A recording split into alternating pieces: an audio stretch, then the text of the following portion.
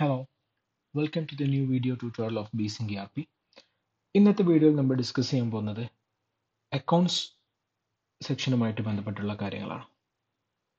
So coming to the software, ഇപ്പോൾ നമ്മൾ കാണുന്നതാണ് Bsync ERPയുടെ ഡാഷ്ബോർഡ്. അക്കൗണ്ട്സുമായിട്ട് ബന്ധപ്പെട്ടിട്ട് ഇന്ന് നമ്മൾ ഡിസ്കസ് ചെയ്യുന്നത് ഒരു പുതിയ അക്കൗണ്ട് എങ്ങനെ ക്രിയേറ്റ് ചെയ്യാം, അക്കൗണ്ട് കാറ്റഗറീസ് ഏതൊക്കെയാണ്, അക്കൗണ്ട് ഹെഡ്സ് എന്തൊക്കെയാണ്, അതുപോലെ തന്നെ ഒരു അക്കൗണ്ടിനെ ഏത് ഹെഡ്സുമായിട്ട് ലിങ്ക് ചെയ്യണം, ഒരു അക്കൗണ്ട് ലെഡ്ജർ എങ്ങനെ നമുക്ക് വ്യൂ ചെയ്യാം, ലെഡ്ജർ ഫിൽട്ടർ ചെയ്യുന്നത് എങ്ങനെയാണ്, ട്രാൻസാക്ഷൻസ് ഒക്കെ എങ്ങനെ നമുക്ക് അനലൈസ് ചെയ്യാം, ഇത്തരം കാര്യങ്ങളാണ് ഇന്നത്തെ വീഡിയോയിലൂടെ നമ്മൾ ഡിസ്കസ് ചെയ്യാൻ പോകുന്നത്. So coming to account sections, നമുക്കറിയാം ഇതിൽ 4 കാര്യങ്ങളാണ് തന്നിട്ടുള്ളത്: all accounts, customers or supplies, payment accounts or groups. നമ്മുടെ ബിസിനസ്സിൽ എന്തെല്ലാം കാര്യങ്ങളാണ് അക്കൗണ്ട്സ് ആയിട്ട് ട്രീറ്റ് ചെയ്യുക, ഇത്തരം കാര്യങ്ങളാണ് നമ്മൾ നോക്കാൻ പോകുന്നത്. സോ അക്കൗണ്ട്സ് കാറ്റഗറീസ് ആണ് ഇപ്പോൾ നിലവിൽ നിങ്ങൾ കണ്ടുകൊണ്ടിരിക്കുന്ന ഈ സ്ലൈഡിലുള്ളത്. Bank accounts, cash in hand, current asset, current liabilities. ഇതൊക്കെ നമുക്കറിയാം അക്കൗണ്ട്സുമായിട്ട് ബന്ധപ്പെട്ടിട്ട് വളരെ ബേസിക് ആയിട്ടുള്ള കാര്യങ്ങൾ മാത്രമാണ് ഡിസ്കസ് ചെയ്യുന്നുള്ളത്. ഇതിന് പുറമെ ഇപ്പോൾ ഈ ലിസ്റ്റിൽ നിന്നുള്ളതിന് പുറമെ റിസർവ്, സർപ്ലസ്, പ്രോഫിറ്റ് ആൻഡ് ലോസിൻ്റെ കാര്യങ്ങൾ, ഇത്തരം കാര്യങ്ങളൊക്കെ നമുക്ക് ഇതിൽ വീണ്ടും ഡിസ്കസ് ചെയ്യേണ്ടതുണ്ട്. സോ നമ്മൾ ഈ ഒരു വീഡിയോയിലൂടെ വളരെ ബേസിക് ആയിട്ടുള്ള കാര്യങ്ങൾ മാത്രമായിരിക്കും ഡിസ്കസ് ചെയ്യുന്നത്. സോ ബാങ്കും ക്യാഷും നോർമലി നമ്മൾ അസറ്റ് ആണെങ്കിൽ പോലും ബാങ്കും ക്യാഷും ആയിട്ട് സെപ്പറേറ്റ് അക്കൗണ്ട് കാറ്റഗറി ആയിട്ടാണ് ഈ സോഫ്റ്റ്വെയർ ട്രീറ്റ് ചെയ്യുന്നത്. കറണ്ട് അസറ്റ്, കറണ്ട് ലയബിലിറ്റി, നമുക്ക് ഓരോ അക്കൗണ്ട്സ് ആഡ് ചെയ്യുന്ന സമയത്ത് നമുക്ക് ചെക്ക് ചെയ്ത് നോക്കാം ഏതൊക്കെയായിരിക്കും എന്നുള്ളത്. പിന്നെ അതിൽ നിലവിൽ വരുന്ന ഒന്നാണ് ഡെപ്റ്റർ അല്ലെങ്കിൽ ക്രെഡിറ്റർ. ഡെപ്റ്റേഴ്സ് എന്ന് പറഞ്ഞു കഴിഞ്ഞാൽ ബിസിനസിന്റെ പോയിന്റ് ഓഫ് വ്യൂവിൽ ഡെപ്റ്റേഴ്സ് എന്ന് പറഞ്ഞു കഴിഞ്ഞാൽ കസ്റ്റമേഴ്സ് ആയിരിക്കും. അതുപോലെ തന്നെ സ്വാഭാവികമായിട്ടും ക്രെഡിറ്റേഴ്സ് സപ്ലൈസ് ആയിരിക്കും. പിന്നെ വരാനുള്ളത് ഡയറക്റ്റ് എക്സ്പെൻസുകളായിട്ട് വരുന്ന സംഭവങ്ങൾ ഉണ്ടാവും. Direct income, indirect expenses and indirect income, fixed asset, capital accounts. ഇത്രയും കാര്യങ്ങൾ ഒരു ബിസിനസിന്റെ തുടക്കം മുതൽ തന്നെ നമ്മൾ മാനേജ് ചെയ്തുകൊണ്ട് കൊണ്ടുള്ള കാര്യങ്ങളായിരിക്കും. സോ ഈ അക്കൗണ്ട് കാറ്റഗറിയിൽ വരാൻ സാധ്യതയുള്ള അക്കൗണ്ട് ഹെഡ്സ് ഏതൊക്കെയാണെന്ന് മാത്രം വളരെ കുറച്ച് എക്സാമ്പിൾസ് മാത്രമാണ് നമ്മൾ നോക്കുന്നത്. So number 1, partners capital account, അഥവാ ഒരു ബിസിനസ് തുടങ്ങാൻ വേണ്ടിയിട്ട് ബിസിനസ്സിലുള്ള പാർട്ട്നേഴ്സ് അവർ ക്യാപിറ്റലായിട്ട് ഇൻവെസ്റ്റ്മെന്റ് കൊണ്ടുവരുമ്പോൾ ആ ഇൻവെസ്റ്റ്മെന്റിനെ നമ്മൾ ഏത് അക്കൗണ്ടിൽ ട്രീറ്റ് ചെയ്യണം എന്നുള്ളതാണ് കാണിക്കുന്നത് ക്യാപിറ്റൽ അക്കൗണ്ട്. അതുപോലെ ഡ്രോയിങ്സ് അഥവാ വിഡ്രോവൽ, ക്യാപിറ്റലിൽ നിന്ന് വിഡ്രോ ചെയ്യുന്നത്, അത് ക്യാപിറ്റൽ അക്കൗണ്ടിലായിരിക്കും ചെയ്യുന്നത്. സോ അക്കൗണ്ട് കാറ്റഗറിയിൽ നമ്മൾ ഈ കാണുന്ന സൈഡിലുള്ളത് അക്കൗണ്ട് കാറ്റഗറിയിൽ ഓൾറെഡി തന്നിട്ടുണ്ടായിരിക്കും. സോ അതിലാണ് ഇതാണ് അക്കൗണ്ട് ഹെഡ്സ് ആയിട്ട് നമ്മൾ കണക്കാക്കിയിട്ടുള്ളത്, ഈ സൈഡിൽ കാണുന്നത്. അടുത്തത് സപ്ലൈസ് അഥവാ ക്രെഡിറ്റേഴ്സ്. സൺട്രി ക്രെഡിറ്റേഴ്സ് എന്ന് സെപ്പറേറ്റഡ് കാറ്റഗറി ആയിട്ട് തന്നെ സോഫ്റ്റ്വെയർ കൊടുത്തിട്ടുണ്ടായിരിക്കും. അതുപോലെ കറണ്ട് ലയബിലിറ്റീസ്. പിന്നെ മറ്റ് എക്സ്പെൻസുകൾ, കമ്പനിയുടെ ഡെയിലി ആവശ്യങ്ങൾക്ക് വേണ്ടിയിട്ട് ചിലവഴിക്കുന്ന എക്സ്പെൻസുകളൊക്കെ നമ്മൾ റെക്കോർഡ് ചെയ്യുന്നത് എക്സ്പെൻസ് അക്കൗണ്ട്സ് എന്ന ഹെഡിലായിരിക്കും. അതൊക്കെ കറണ്ട് ലയബിലിറ്റി കാറ്റഗറിയിലാണ് നമ്മൾ നോട്ട് ചെയ്യുക. അത് അക്കൗണ്ട്സിൻ്റെ ഒരു ബേസിക് പ്രിൻസിപ്പിളാണ്. പിന്നെ മന്ത് എൻഡിലായിരിക്കും നമ്മൾ അതിനെ എക്സ്പെൻസ് ആയിട്ട് ട്രീറ്റ് ചെയ്യുന്നത്.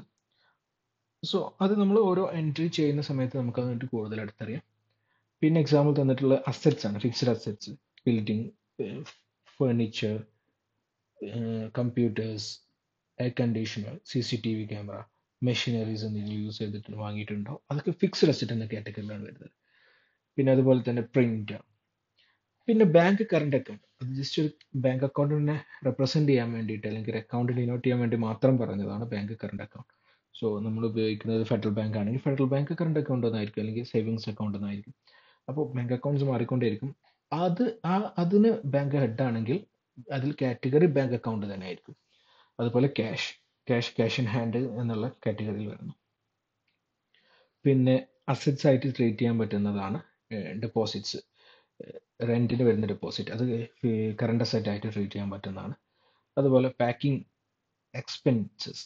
പിന്നെ ഇനി അടുത്തത് എക്സ്പെൻസസിൻ്റെ ലിസ്റ്റാണ്, ഡയറക്റ്റ് എക്സ്പെൻസസിൻ്റെ ലിസ്റ്റാണ് ഇത്രയും ഭാഗങ്ങൾ നമ്മൾ കാണുന്നത്.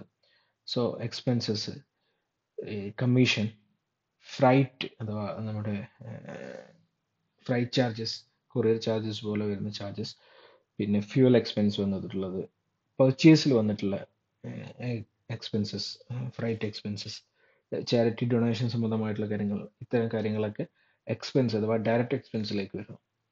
ഇതിൽ ഡയറക്റ്റ് എക്സ്പെൻസ് അതുപോലെ തന്നെ മറ്റൊന്ന് വരുന്നതാണ് ഇൻഡയറക്റ്റ് എക്സ്പെൻസ്. ഇൻഡയറക്റ്റ് എക്സ്പെൻസിൽ നമുക്ക് നോക്കാനുള്ളതാണ് ഈ സാലറി, ബോണസ്, അതുപോലെ ഫ്രൈറ്റ്, ഡിപ്രീസിയേഷൻ, നമ്മുടെ ഫിക്സ്ഡ് അസറ്റിന് വരുന്ന തേയ്മാനങ്ങൾ കാൽക്കുലേറ്റ് ചെയ്യുന്നതാണ് ഡിപ്രീസിയേഷൻ.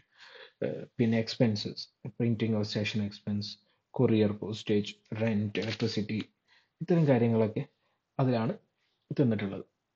സോ നമുക്ക് ഓരോന്ന് പ്രാക്ടിക്കലി ഓരോ അക്കൗണ്ട്സ് ക്രിയേറ്റ് ചെയ്യുന്നത് എങ്ങനെയാണെന്ന് നമുക്ക് ചെക്ക് ചെയ്ത് നോക്കാം. ഒരു പുതിയ അക്കൗണ്ട് ക്രിയേറ്റ് ചെയ്യാം.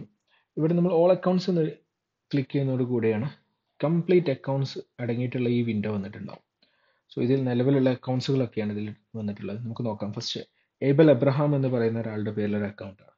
ഡെപ്റ്റർ അഥവാ അത് നമ്മുടെ കസ്റ്റമറാണ്. അദ്ദേഹം ഇപ്പോൾ കമ്പനിയിലേക്ക് തരാനുള്ളത് 1,41,000 രൂപ, സോറി 14,100 14,100 റുപ്പീസ് അദ്ദേഹം കമ്പനിയിലേക്ക് തരാനുണ്ട്. അതുകൊണ്ടാണ് ഈ ഗ്രീൻ കളറിൽ ഇവിടെ കാണിക്കുന്നത്. ഞാൻ അക്കൗണ്ട്സ് എങ്ങനെ മനസ്സിലാക്കാം എന്നുള്ള കാര്യമാണ് പറഞ്ഞത്. സോ അടുത്തത് നോക്കാം. ABK Enterprises. ABK Enterprises എന്ന് പറയുന്ന ഒരു സ്റ്റോർ നിലവിൽ ഒരു enterprise, what ever it is, ഒരു ബിസിനസ് ആണ്.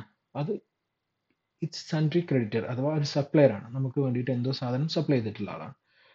അവരുടെ ബാലൻസ് നോക്കുമ്പോൾ -9,450 ആണ്. അഥവാ 9,450 രൂപ നമ്മൾ അങ്ങോട്ട് കൊടുക്കാൻ ഡ്യൂ ആയി നിലവിൽ കിടക്കുകയാണ്.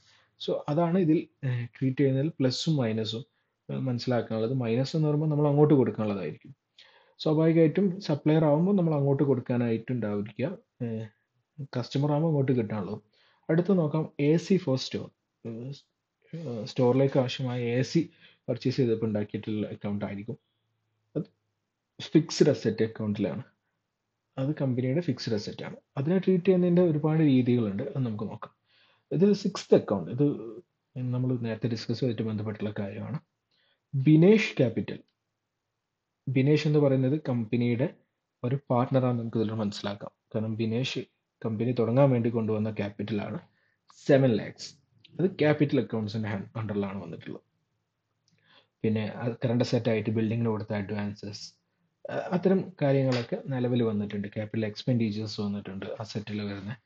സോ ഇത്തരം കാര്യങ്ങളൊക്കെ പ്യുവർ ബേസിക് അക്കൗണ്ടിങ് ആയിട്ട് ബന്ധപ്പെട്ടിട്ടുള്ളതാണ്. സോ ഇനി പുതിയൊരു അക്കൗണ്ട് എങ്ങനെ ക്രിയേറ്റ് ചെയ്യാം എന്നുള്ളതാണ് നമ്മൾ നോക്കുന്നത്. നമുക്ക് കാണാം ഇവിടെ ന്യൂ എന്നൊരു ഓപ്ഷൻ കാണാം. പുതിയ അക്കൗണ്ട് ക്രിയേറ്റ് ചെയ്യാൻ ന്യൂ. ഇതിൽ ഞാനൊരു പുതിയ അക്കൗണ്ട് ക്രിയേറ്റ് ചെയ്യാണ്. ഒരു ഫോർ എക്സാമ്പിൾ ഒരു സപ്ലയറാണ് ക്രിയേറ്റ് ചെയ്യുന്നത്, ഫാൽക്കൺ ലിമിറ്റഡ്. ഫാൽക്കൺ ലിമിറ്റഡ് എന്ന് പറയുന്ന ഒരു കമ്പനിയാണ് ഞാൻ ക്രിയേറ്റ് ചെയ്യുന്നതെന്നുണ്ടെങ്കിൽ നമുക്ക് നോക്കാം. ക്രെഡിറ്റർ ആണ്, സപ്ലയർ ആണെന്ന് നമ്മൾ ഓൾറെഡി പറഞ്ഞു. ഓൾറെഡി മനസ്സിലാകാൻ വേണ്ടിയിട്ട് ബ്രാക്കറ്റിൽ സപ്ലയർ കസ്റ്റമർ എന്ന് കൊടുത്തിട്ടുണ്ടായിരിക്കും. കൊടുക്കുന്നു. ഓൾറെഡി ഏത് ലൊക്കേഷൻ ആണ് എന്നുള്ളതുണ്ടാവും. മൾട്ടിപ്പിൾ ലൊക്കേഷൻ ഉപയോഗിക്കുന്ന യൂസേഴ്സിന് വേണ്ടിയിട്ടുള്ളതാണത്. സോ ഇവിടെ നമുക്ക് ഒറ്റ ലൊക്കേഷനുള്ളൂ. സോ ഡിഫോൾട്ടായിട്ട് അത് സെലക്ട് ആയിട്ടുണ്ടാവും. ഏത് കമ്പനിയിലാണോ ലോഗിൻ ചെയ്തിട്ടുള്ളത്, അത് ഏത് ലൊക്കേഷനാണോ ലോഗിൻ ചെയ്തിട്ട് അത് ഡിഫോൾട്ടായിട്ട് വന്നിട്ടുണ്ടാവും. സോ ഇത്തരം 2 കാര്യങ്ങൾ. ഇതിൽ നമുക്ക് നോക്കാം, നമ്മൾ നേരത്തെ ഡിസ്കസ് ചെയ്തതല്ലാത്ത കുറച്ച് കാറ്റഗറീസ് കൂടെ ഉണ്ടായിരിക്കും. അത് കുറച്ചുകൂടെ അഡ്വാൻസ്ഡ് അക്കൗണ്ടൻസിന് ഉപയോഗിക്കേണ്ട കാര്യങ്ങളായതുകൊണ്ടാണ് ബേസിക് കാര്യങ്ങളിൽ ഞാൻ ഉൾപ്പെടുത്താത്തത്. സോ ഇവിടെ ഫോൺ നമ്പർ കൊടുത്തിരിക്കണം.